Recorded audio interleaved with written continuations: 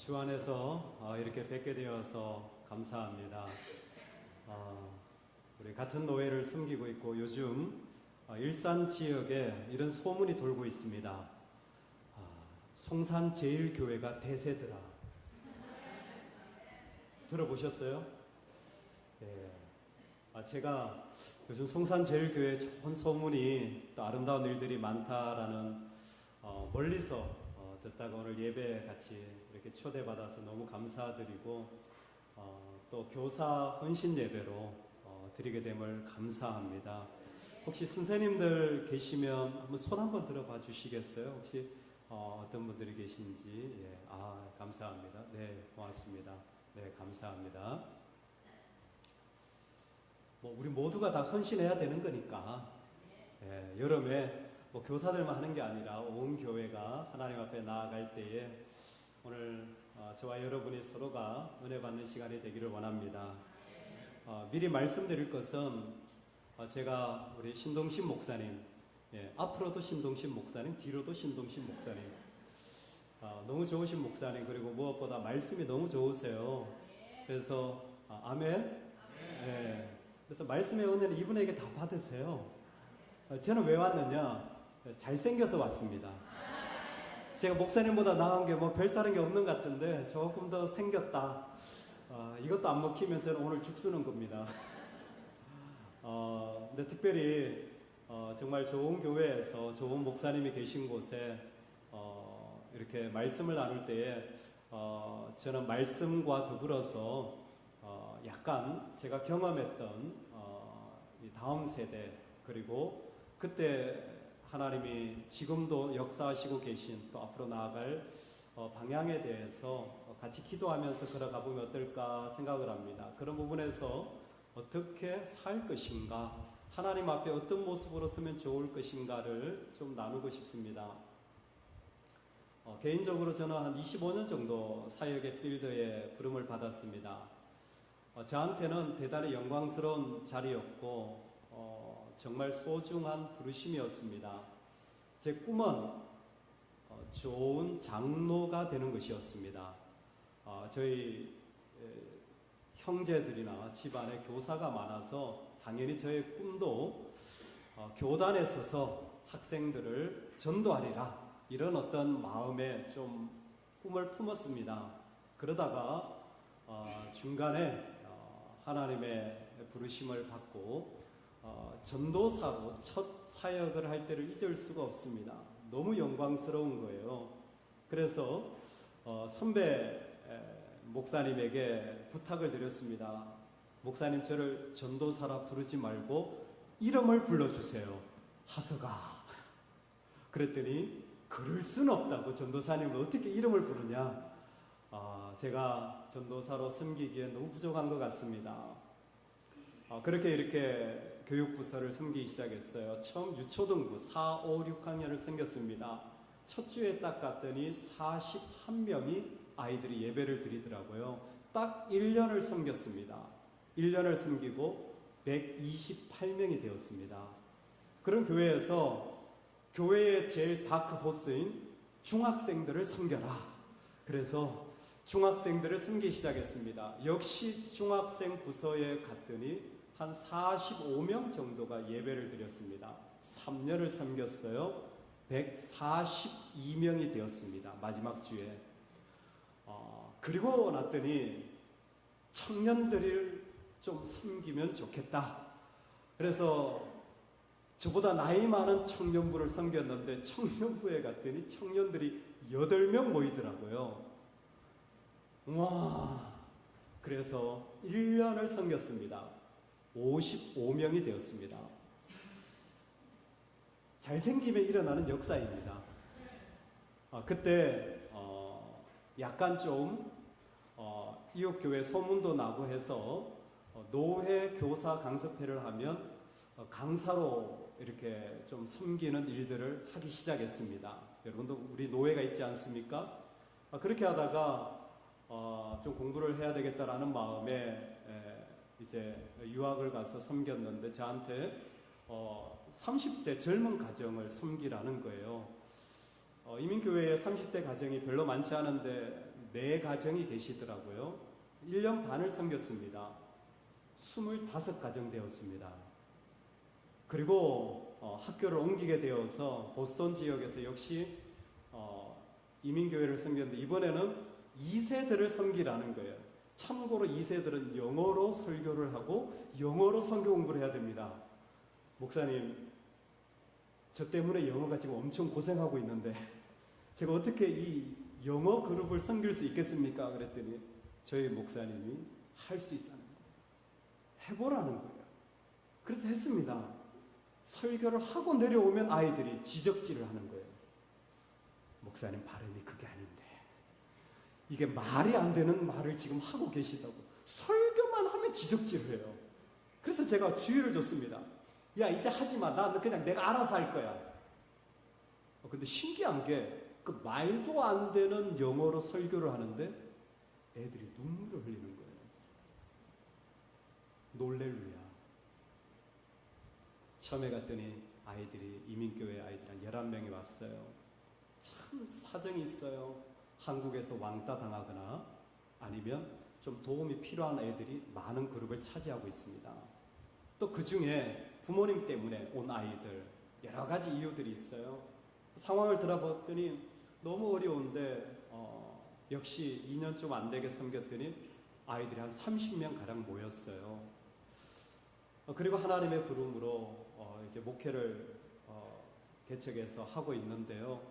그러는 중에 참 많은 경험들 속에서 하나님이 이 세대들을 향하여 얼마나 귀하게 부르시는가, 또 얼마나 많이 원하시는가라는 마음에 큰 도전을 받았습니다. 이렇게 얘기하니까 야, 좋은 은혜의 경험을 하셨네요 라고 생각하실지 모르겠지만 저는 사실 믿지 않는 가정에서 태어났습니다.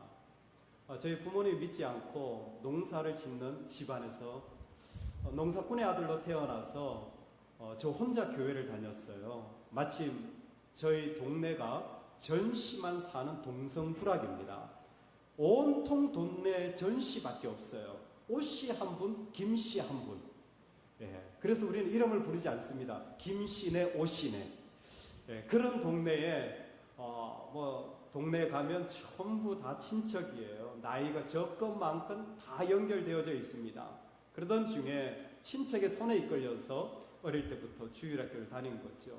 그랬던 제가 하나님의 부름을 받고 신학교에 가고 그리고 강도사 고시를 보고 목사 고시를 볼 때였습니다. 목사 고시를 보는데 목사 고시 인터뷰하시는 목사님이 저 혼자 목사 고시를 봤어요. 제가 또 유학 중에 있다가 와서 노회, 특별 임시 노회를 열어주셔서 정말 귀한 노회였죠. 저 한 사람 때문에 안수식을 열고 그리고 안수식을 해주셨어요.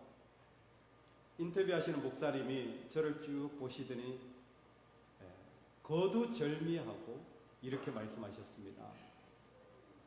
당신은 당신의 부모도 전도 못하면서 무슨 목회를 하려고 하느냐.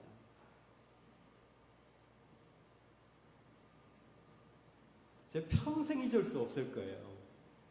강도사로 있다가 목사 고시를 합격하고 인터뷰를 하는데 인터뷰에 그래요. 당신 부모도 전도 못하면서 무슨 목사가 되려고 하느냐. 그때 제가 알았어요. 사역 열심히 하고 나름 공부하고 뭐 한다고 하지만 자격 없는 사람이구나. 아, 내가 자격 없는 사람이었구나. 그 뒤로부터 그 말이 꼬리표처럼 따라다녀요. 자격 없는 목사가 공부를 하고 자격 없는 목사가 개척을 하고 자격 없는 목사가 설교하고 자격 없는 목사가 성도를 섬기는데 섬길 때마다 너나 잘해, 너나 잘해. 너도 자격 없으면서 뭘 그렇게 마치 아는 것처럼.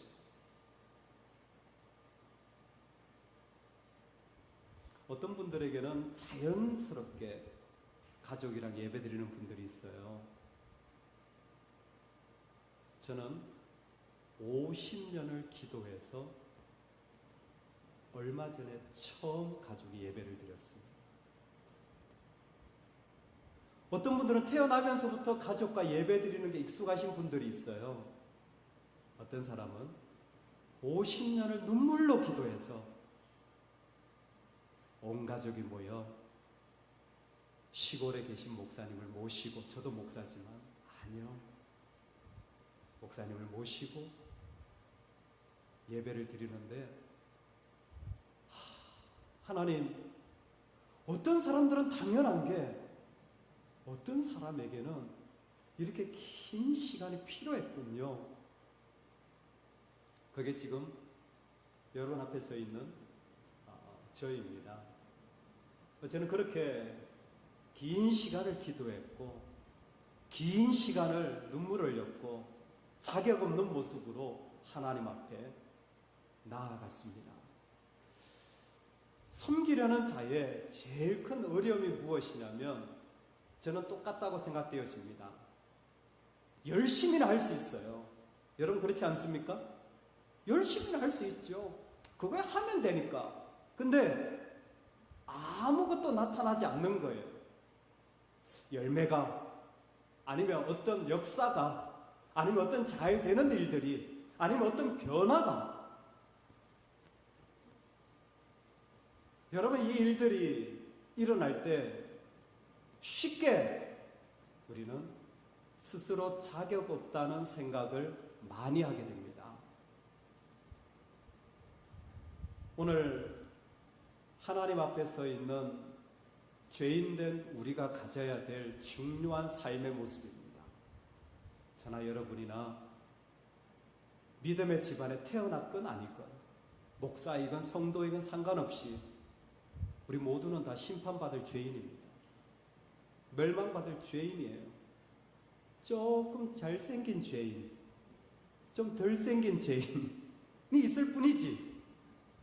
여러분, 우리가 뭐 더 낫겠어요? 하나님 앞에서 죄인일 뿐입니다.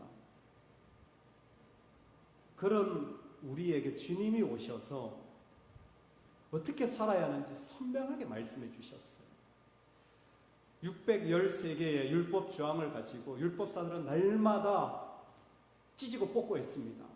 주여, 어떤 게 더 중요하냐? 613개를 서열을 쫙 매기는 거예요. 1번은 이거야. 그랬더니 저 사람이, 무슨 얘기야? 1번은 이거야. 무슨 얘기야? 저게 1번이야.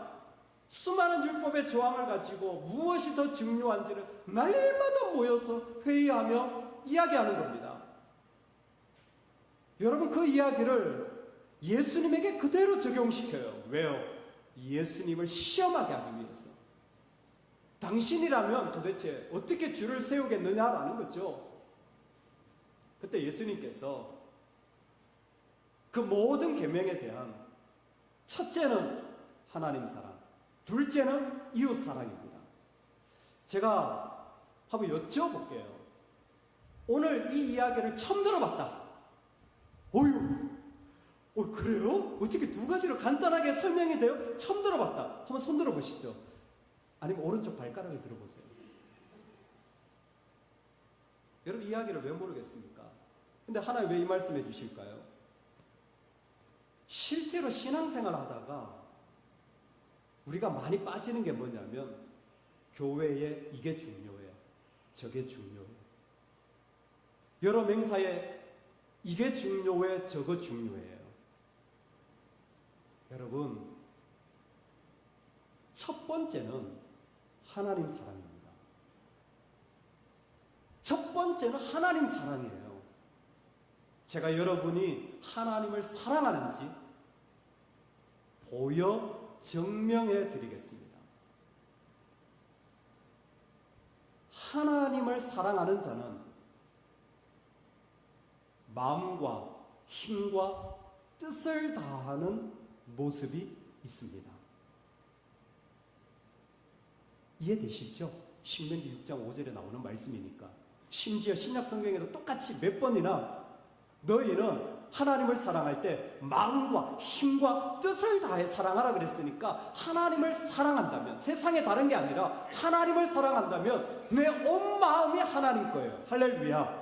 내 온 힘을 다하는 거예요. 왜 하나님 원하시니까? 할렐루야. 내 뜻을 하나님께 온전히 드리는 거예요. 할렐루야.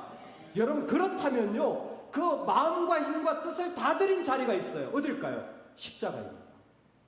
십자가는 하나님 사랑의 가장 중요한 증명의 자리입니다.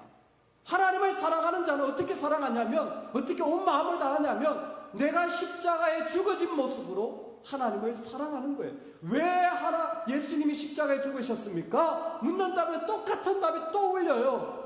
하나님이 세상을 이처럼 사랑하사 독생자를 주셨으니 이는 저를 믿는 자마다 멸망치 않고 구원을 얻게 하려 하심이라. 십자가 자체가 구원입니다. 할렐루야. 십자가 자체가 하나님의 사랑에 대한 고백이에요. 아버지를 너무 사랑해서 자신의 모든 걸 내어드린 거예요. 여러분, 이게 하나님 사랑이에요. 여러분, 하나님 사랑하십니까? 하나님 사랑하십니까?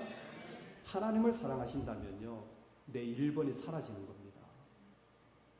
십자가에 다 죽는 거예요. 아, 전사는 이 프로그램을 이렇게 해야지. 아, 저렇게 그냥 도대체 머리는 폼으로 달고 다니는 거야? 이런 생각이 들 때가 있죠. 여러분, 그럴 때마다 이렇게 생각하십시오. 아, 머리는 폼이다. 할렐루야. 아니, 어떻게 그게 교회에 이렇게 해서 일이 됩니까? 목사님 답답하다. 그러면 이렇게 생각하시기 바랍니다. 우리 목사님은 답답한 양반이다. 끝. 할렐루야. 나는 뭐예요? 하나님 사랑하는 것. 내 모든 뜻을 주님 앞에 다 내려놓을 수 있는 게 하나님 사랑이에요. 내 모든 게 십자가에 다 죽었어요. 내가 오직 할 수 있는 한 가지는 죄인이기 때문에 하나님 사랑하는 것밖에 없어요. 제가 잘생겼기 때문에 오늘 이야기 많이 들으실 겁니다. 미리 준비해 놓으시기 바랍니다. 잘생겼기 때문에 결혼하면서 저는 상당히 제 결혼에 대한 자신감이 있었어요. 내가 결혼하기만 해봐라. 아주 그냥 우리 가정을 내가 아주 행복하고 내가 그냥 그 자매를 너무너무 기쁘게 내가 잘해줄 거야. 왜? 준비된 신랑이니까 유머 감각에다가 얼굴에다가 센스까지 부족한 게 없어. 여러분 보기에도 그렇게 느껴지지 않습니까? 할렐루야. 네. 우리 교회에서는 이게 막 나오는데 하여튼 결혼을 딱 했잖아요. 세상에 어떤 여자가 말해도 짜증이 안 나는데 이상하게 우리 집에 있는 그 여자가 말하면 막 짜증이 나기 시작해요. 교회에 어떤 권사님, 집사님 얘기를 해도 네 권사님, 네 집사님, 자매님 알겠어요 하는데 그 자매, 집에 있는 그 자매만 말을 하면 마음에서 불편한 거예요. 왜 내 마음을 몰라주지?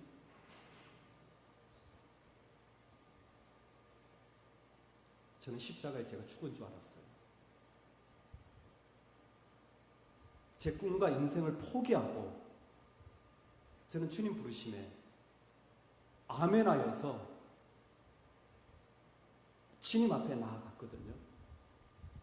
제가 얼마나 하나님 사랑하면 제 인생을 송두리째 바꾸어서 주님 앞에, 저는 정말 주님 사랑하는 줄 알았어요. 결혼해보니까 거짓말이에요. 마음을 다하여 주님을 사랑하는 그 같았는데 정작은 죽지 않았더라고요. 아내를 만나보니까 드러나요. 여러분, 하나님 왜 가정을 주십니까? 왜 교회를 주십니까? 똑같습니다. 내 안에 죽지 않은 게 드러나는 곳이에요. 그게 축복입니다. 우린 이곳에서 주님 사랑하기를 배울 수 있기를 소망합니다. 왜 주님 사랑이 첫 번째냐면 이것 때문입니다. 먼저 넌이라는 것은 항상 앞에 있어야 된다는 의미입니다. 특별히 마태복음은 게네시스의 책입니다. 마태복음 딱 펼치면 족보가 나와요. 족보가 게네시스예요. 제가 게네시스라는 말을 왜 했겠습니까? 창세기가 뭘까요? 영어로 제너시스입니다. 같은 말이에요. 즉 마태복음은 창조 이야기를 예수 그리스도를 통하여 우리 가운데 펼쳐내는 건데, 창조가 하나님 사랑 이야기예요. 너무 좋았더라. 하나님의 사랑이 막 펼쳐지잖아요. 그리스도가 오셔서 우리에게 주신 것이 무엇이냐면, 제일 먼저 있어야 될 하나님 사랑을, 교회 생활을 하건 무엇을 하건 하나님 사랑을 제일 먼저 세운 거예요. 그래서 이와 같은 원리를 많이 보셨을 겁니다. 하나님 사랑은 수직적으로, vertical. 이웃 사랑은 뭐예요? 수평적으로, horizontal. 이 모습으로 많이 우리는 이해하기 쉽습니다. 아주 좋은 모 선교단체에서 만들어, 저도 어릴 때 이 모형으로 하나님 사랑, 이웃 사랑을 배우고 자랐습니다. 여러분, 하나님 사랑, 이웃 사랑이 하나님과 우리와의 관계를 수직적으로 이해하는 것은 너무 좋습니다. 하나님을 경외하는데. 그리고 수평적으로 이웃 사랑을 이해하는 것은 이웃을 이해하기 참 좋아요. 다만 성경을 읽다 보면, 예를 들어서 빌립보서 같은 경우에 예수님께서는 하늘 보좌를 버리고 이 땅에 우리와 같이 되셨습니다. 여러분 그거 아시죠? 이걸 세 글자로 뭐라고 하는지 아세요? 혹시 뭐라고 하는지 하나 둘 셋?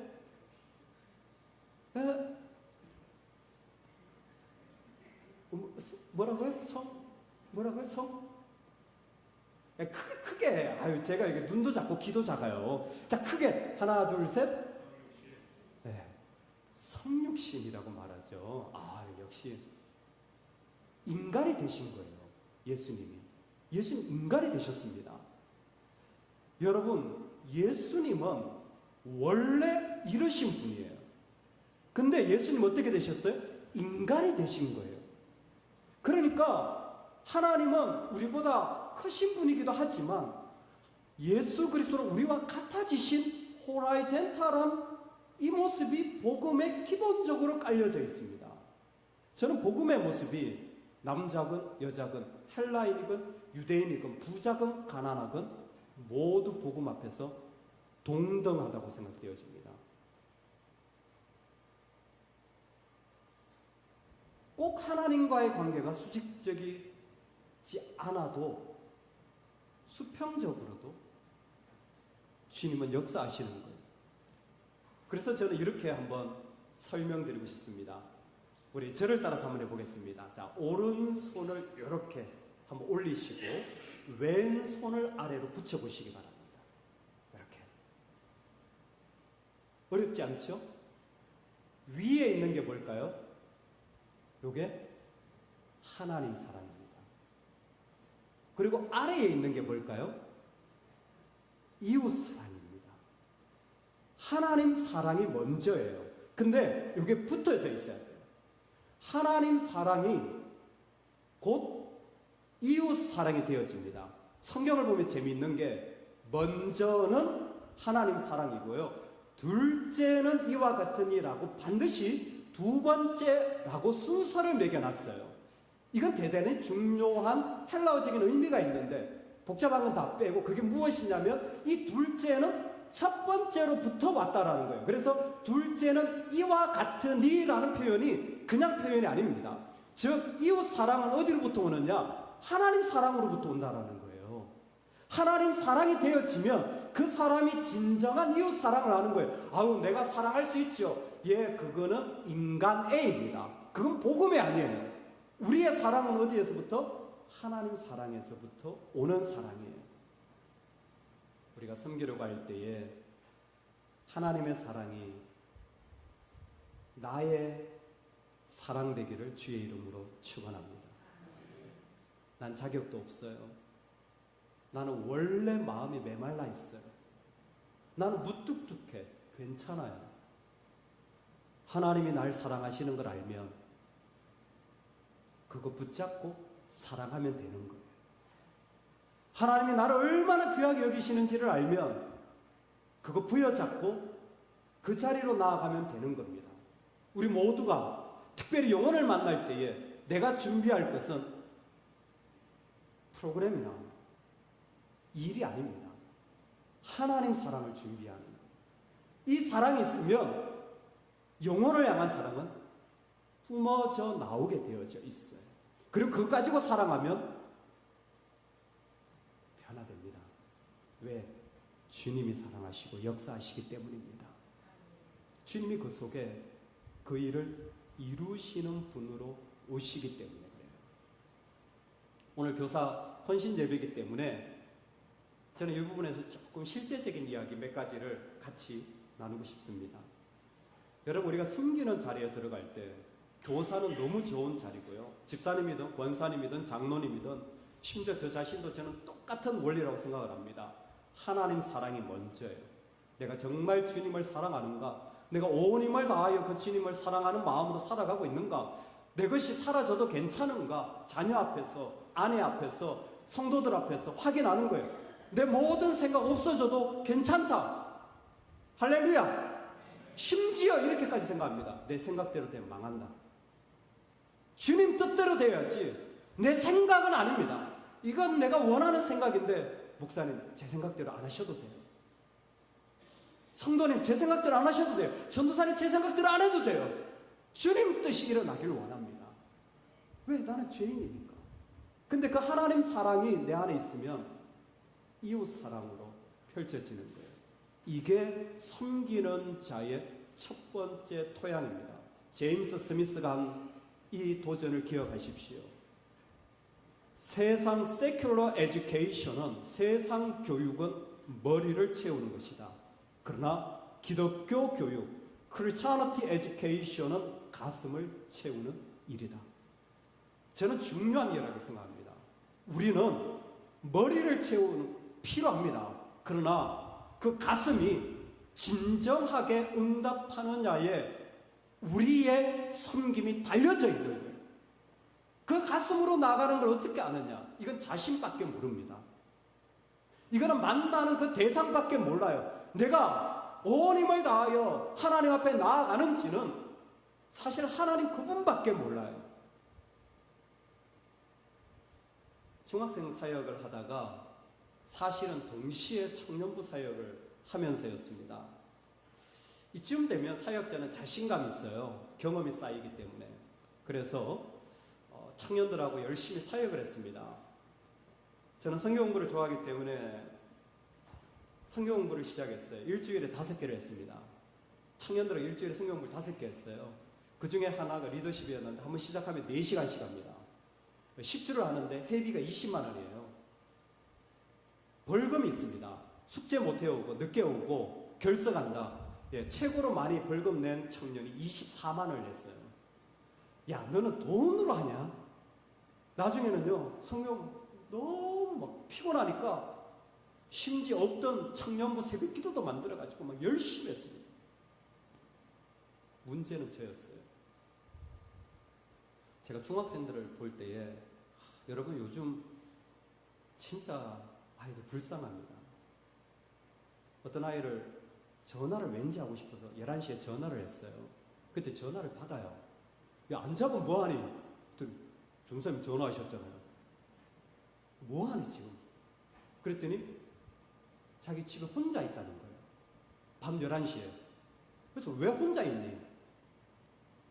물었더니 엄마 아빠가 다 장사를 하시는데 밤늦게까지 장사를 하신 일이에요. 몇 시에 오시니? 그랬더니 새벽 2시까지 장사를 하시고 포장마차 같은 걸 하시는데 3시나 돼야 집에 오신다라는 거예요. 얘는 엄마 아빠가 들어올 때까지 새벽 3시까지는 항상 혼자 있는 거예요. 전화를 했더니요, 전사님 드릴 말씀이 있어요. 뭐? 무서워요. 혼자 있는 게 무서워요. 그래서 얘는 집에 가면 제일 먼저 하는 일이 낮이고 밤이고 불을 다 켭니다. 낮이고 밤이고 온 집에 불을 다 켜요. 조금이라도 무서움을 드러내기 위해서. 제가 그 친구하고 통화를 하면서 그냥 눈물이 나는 거예요. 하나님, 당신은 한 영혼이 이렇게 아름답다고 했는데 이 아이는 무서움과 두려움에 떨고 있습니다. 하나님, 이 아이를 어떻게 하면 좋을까? 마음이 미어지는 아이들이 한두 명이 아니었어요. 천국에 먼저 보낸 중학생부터 여자아이 중에 하나는 면도날을 씹어요. 여러분 아세요? 면도날 씹는 여자아이, 남자 말고요. 그 집에 신방을 갔더니 부모님이 여의도에 있는 그 여모모 순복음교회를 다니시더라고요. 그 교회 직분자예요. 근데 그 자기 딸이 면도날 씹고 다른 아이들 돈 뺏는 걸 모르고 계시더라고요. 이 아이의 영혼을 누가 책임져? 애들만 보면 눈물이 나요. 마음이 너무 아파. 인원이 많아지는 게 중요한 게 아니라 100명이 딱 넘어서는 날 제가 친구에게 고백했습니다. 너무 힘들다. 감당도 안 되는데 이 아이들을 어떻게 하면 좋을까? 청년부를 딱 맡았는데 열심히 했습니다. 문제는 제 마음이 아프질 않아요. 성경도 하고 해도 먹고 열심히 했어요. 밤 12시 전에 집에 들어가 본 적이 없습니다. 근데 제 스스로 마음이 아프질 않아요. 열심히 하는데 제 가슴이 울리질 않아요. 주님, 싹군 사역자입니다. 아픔도 없이 청년들을 어떻게 섬깁니까? 그날부터 모든 프로그램 취소하고 교회 교육관에 들어가서 뭐 빈 곳이면 들어가서 부르짖기 시작했어요. 하나님, 제 마음을 채워주세요. 제가요 거짓말로 할 수는 없잖아요. 제가 영혼을 사랑하는 마음도 없이 사기칠 수는 없잖아요. 하나님이 아시는데 좋은 생각? 하나님이 더 좋은 생각 많았어요. 저를 채워주세요. 3일을 금식기도 했어요. 와, 3일을 금식기도 해도 마음에 허전함만 있지 채워지질 않는 거예요. 4일째 되니까 마음으로 하는 기도가 나오기 시작하더라고요. 청년들에 대한 마음이 생기기 시작하더라고요. 여러분, 우리는요 마음으로 섬기는 자들입니다. 우리는 하나님이 주신 그 사랑의 마음이 섬길 전부입니다. 이거 없다면, 하나님을 너무 사랑해서 이 영혼에 대한 마음이 없다면 어떤 것으로도 영혼은 변화되어지지 않습니다.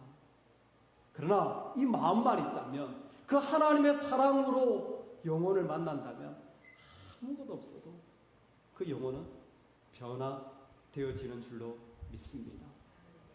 그 아픔과 기도의 마음을 가지고 여러분, 우리의 마음속에 뜨거움을 가지고 나아갈 수 있기를 소망합니다. 그래서 선생님, 여러분, 섬기는 여러분, 절대 기도와 말씀의 자리를 소홀히 하지 마십시오. 한순간에 되어지는 일이 아닙니다. 영혼을 만난다고 한다면 내가 먼저 새벽을 깨우고 하나님께 엎드려 기도하며 주의 말씀의 은혜가 내 가슴에 와닿도록 채워가야 합니다. 기도하고 부르짖고 그 말씀으로 체험을 받아 우리의 가슴이 뜨거워져서 그 영혼을 만났을 때 딱 두 가지만 하세요. 첫 번째는 안아주시기 바랍니다. 뭐 하라고요? 안아주시기 바랍니다.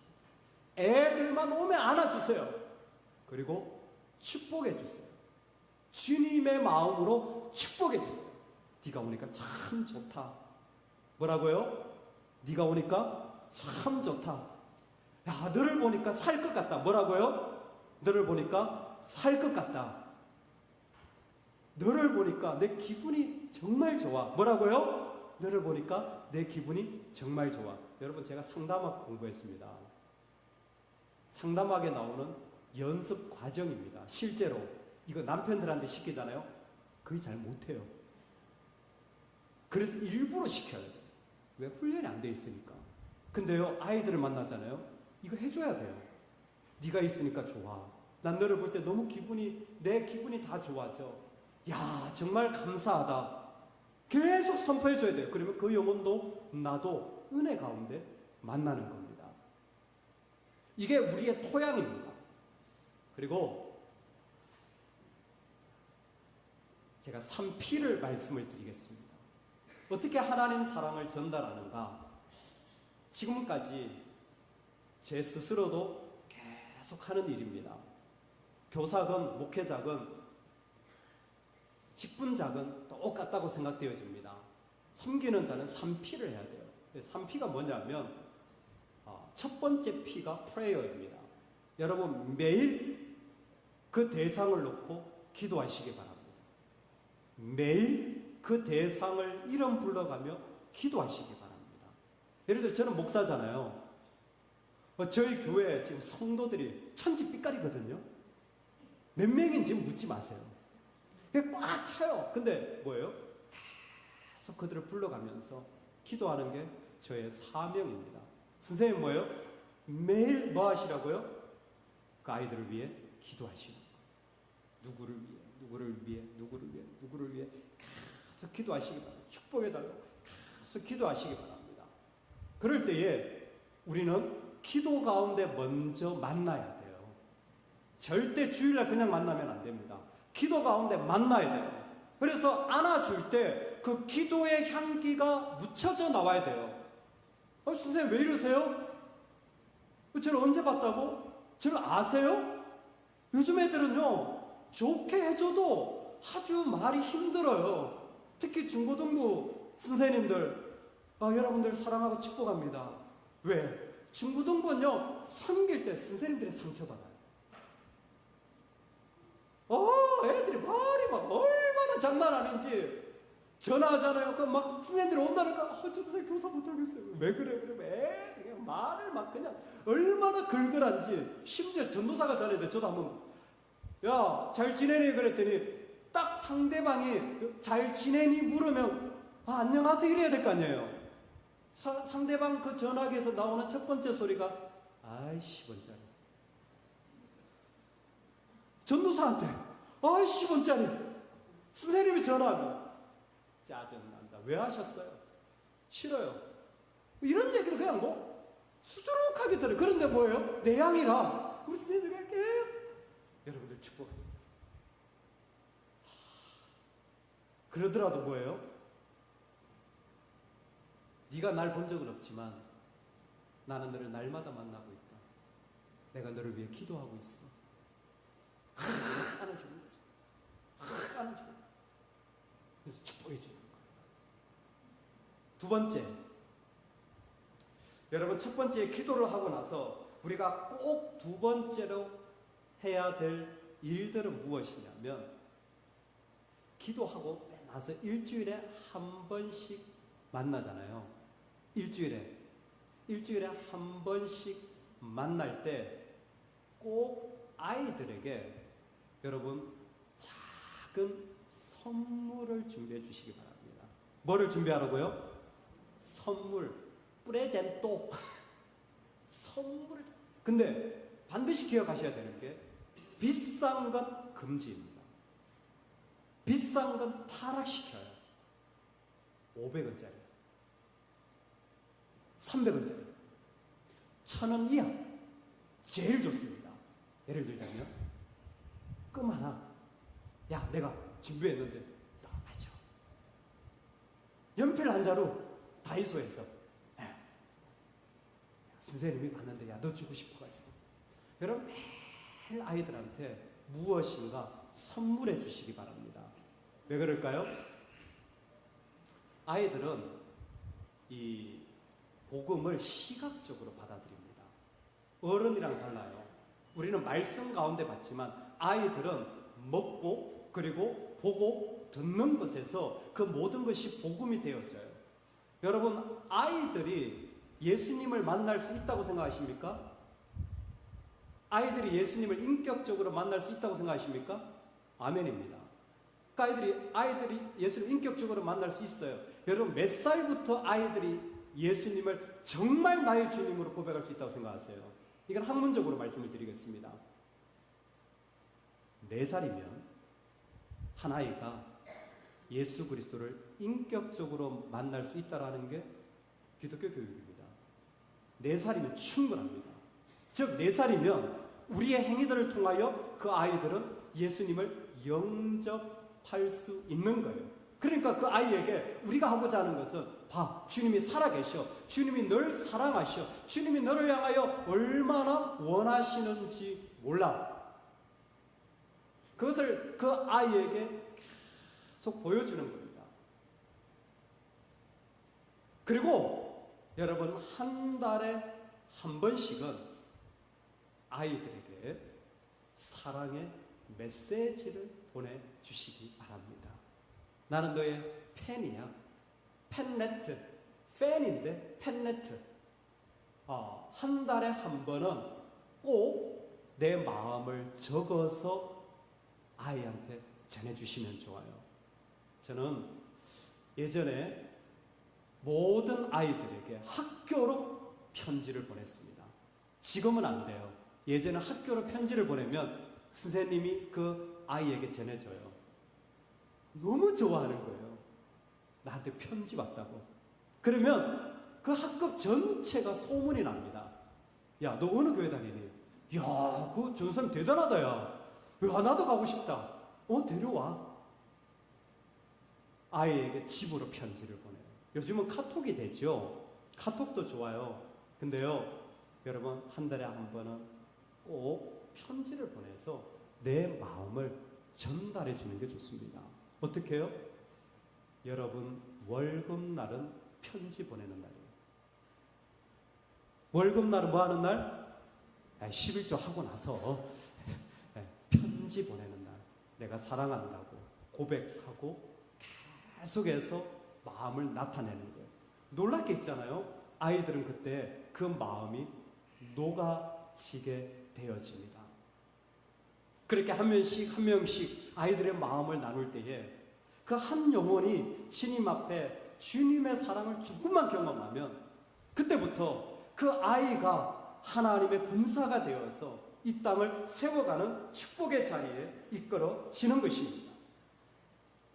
이 땅에서 기독교 교육을 할 때에 참 어렵습니다. 88분입니다. 교회 아이들이 머무는 시간 88분입니다. 그 중에 66분 예배와 목사님과 등대의 시간을 보내고 교사와 22분을 보냅니다. 우리는 22분으로 세상 아침 9시에 가서 저녁 5시, 심지어 큰아이들은 11시까지 오는 세상 교육을 이겨내야 되는 형편입니다. 그 22분을 가지고 하나님의 마음을 품어내야 하는 상황입니다. 여러분, 얼마나 우리가 쉽지 않은 상황에 있는지 몰라요. 그런데 있잖아요. 놀라운 건 주님께는 1분이면 충분합니다. 아니, 단 1초라도 충분합니다.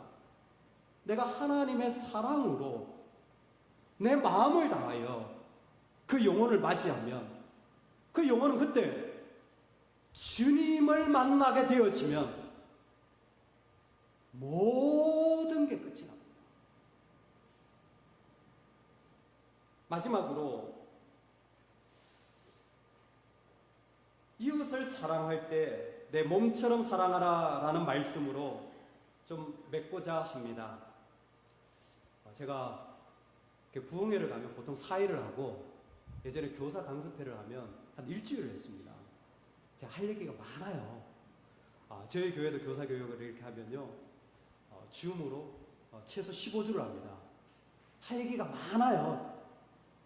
그런데 오늘 성산제일교회는 제가 엑기스만 빼가지고 쫙쫙 줄여가지고 너무 중요하고 소중한 이야기를 나눕니다.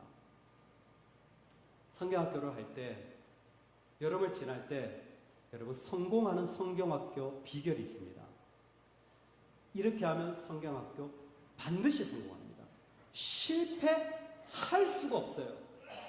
뭐 어떤 장소에 갈 수도 있고 교회에서 할 수도 있고 모든 부서가 같이 할 수도 있고 나눠서 할 수도 있습니다. 그런데 만약 이 성경학교가 성공하기를 원하신다면 여러분 이렇게 하십시오. 죄송한데 성경학교 며칠부터죠? 88? 88이에요? 와, 기도하면서 날짜 정하신 거예요? 이거 뭐 잊을 수가 없네. 8월 8일부터 며칠이에요? 10일? 11일? 10일. 8, 9, 10. 이야, 너무 좋네요. 8월 8일까지 여러분의 아이들을 집으로 초대하십시오. 어디로 초대하라고요? 집으로 초대하십시오. 애들은 성경학교는 안 옵니다. 집으로는 옵니다. 집으로 온 아이는 성경학교 갈 때 이미 마음이 열려져 있어요. 제가 중학생을 3년을 섬겼다 그랬잖아요. 그때가 제 나이가 25, 6 이럴 때예요. 잘생긴 사람은 빨리 쓰임 받습니다. 40명을 데리고 시작을 했는데 첫 번째 여름 되니까 애들이 한 5, 60명 되더라고요. 성경 수련회 가자고 하니까 10%도 안 간대요. 왜 안 가냐고 물었더니 뭐 이유가 아주 다양해요. 일단은 학원, 두 번째는 수영장 가는 다른 교회, 이놈 나쁜 놈들. 세 번째, 기본적으로 관심 없어. 싫어해요. 애들은 싫어요. 환장합니다. 놀라운 건 네 번째 이유인데 부모님이 반대합니다. 여기에 부모님은 안 믿는 부모님과 더불어서 믿는 부모님들도 안 보내는 경우가 많은 것을 제가 발견을 했어요. 여러분 지금 우리가 사는 시대가 어떤 시대인 줄 아세요? 제가 교회를 다닐 때, 여기에 있는 교사들이 교회를 다닐 때 교회 가면요, 안 믿는 집 자녀가 많았어요. 저처럼. 부모님이 안 다녀. 근데 동네 애들 그냥 다 온 거예요. 지금은요, 성도님들 자녀도 교회 안 나옵니다. 지금은 그런 시대예요. 성도님들 자녀도 교회 안 나오는 경우가 허다합니다. 아마 성산제일교회 아닌가 봐요. 우리 교회는 그런데 역시 은혜의 교회. 교회를 안 와요. 와도 관심이 없어. 수련을 하는데 참 일일이 다 찾아. 한 달 내내 설득하고 한 달 내내 부모님 만나고 그래서 한 90%를 이끌어냈어요. 한 50명을 데리고 원주로 갔습니다. 내가 목숨 걸고 한다. 3일을 했어요. 첫째 날 집회 8시간, 둘째 날 집회 10시간, 셋째 날 집회 12시간,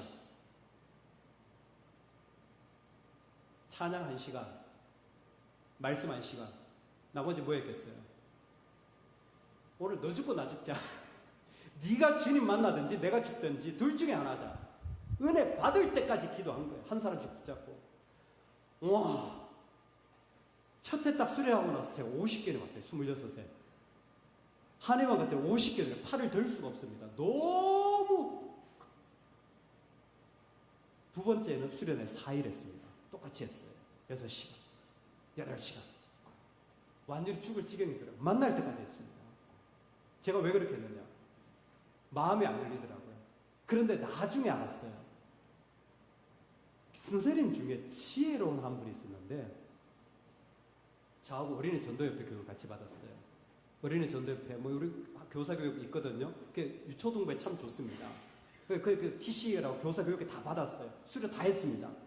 그리고 뭐 나서 뭐 청소년 그 지도 다 받았어요. 제가 자격증 많아요. 근데 다 받았는데 거기에 선생님이 한 분이 힌트를 얻어서 아이들을, 그 어린이 전도협회 보면 새소식반이라고 해서 예전에 집에서 하던 게 있습니다. 뭐 아실 분도 계실 텐데 이분이 그걸 안 하고 교회 아이들을 집으로 데리고 온 거예요. 이게 원래 전도를 위한 건데 교회는 안 오는데 애들이 선생님 집으로 오는 거예요. 근데 집으로 오면서 한 명, 두 명 데리고 오는 겁니다. 집으로 온 아이들은 수련회 100% 참석이에요. 수련회 100% 참석한 아이들은 마음이 활짝 열려져 있더라고요. 말씀을 전하면 이미 은혜 받을 준비가 되어 있습니다. 8월 8일이라 그러셨죠? 여러분 지금부터 선생님들은 집에서 1박 2일 하시기 바랍니다. 좀 부담이 됩니까? 집에서 짜장면 데이 한번 하시기 바랍니다.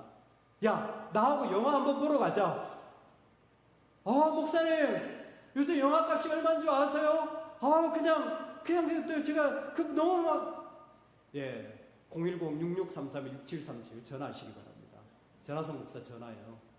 제가 영화비 대줄게요. 아니면 우리 교회 장로님한테 전화하시기 바랍니다. 할렐루야.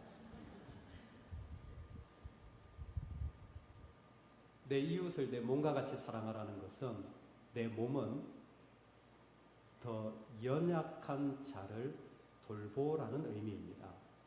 놀라운 것은 연약한 자가 어디 있냐면 가정에 있어요. 남편과 아내를 설명할 때 아내는 더 연약한 그릇이라고 제일 먼저 표현되어져 있습니다. 여러분, 우린 똑같은 죄인이에요. 하지만 그 중에 필요가 있는 사람들이 있습니다. 내가 섬겨야 될 대상이 있다라는 거예요. 거기에 뭐 하라? 초대하라는 겁니다. 초대하라는 거예요. 항상 초대하라는 겁니다. 제일 좋은 초대의 자리는 가정입니다. 집에서 아이들을 만나고 작은 모임이 있지만 그곳에서 만나면 아이들의 마음은 말할 수 없이 열어집니다. 싱글 생활을 원룸에서 했습니다. 저는 총각 전도사 때 원룸에서 지냈는데요. 제가 사례비를 50만 원을 받았어요. 한 달에 사례비. 11조하고 헌금하고 공부하고. 근데 우리 아이들 통닭값이 한 달에 25만 원이 들어갔어요. 피자 애땅 10판 시키면 한 판 공짜로 주는 901-7788. 날마다 아이들을 불렀어요. 날마다 아이들을 불렀어요. 틈만 나면 통닭 사줄게. 오늘 우리가 서 있는 자리는 너무 아름답고 축복된 자리입니다. 정말 마음을 다해 축복하고 격려합니다. 우리가 할 일은 하나님 사랑하는 거예요. 하나님 사랑하는 그 마음으로 내 가슴이 뜨거워져서 그들을 만날 수 있기를 주의 이름으로 축원합니다. 그 마음으로 나아갈 수 있기를 하나님 앞에 정직하게 고백하시고 그 가슴이 준비가 된 토양 속에서 매일 일주일에 한 번, 한 달에 한 번 기도와 작은 선물과 메시지를 나누시면 좋겠습니다.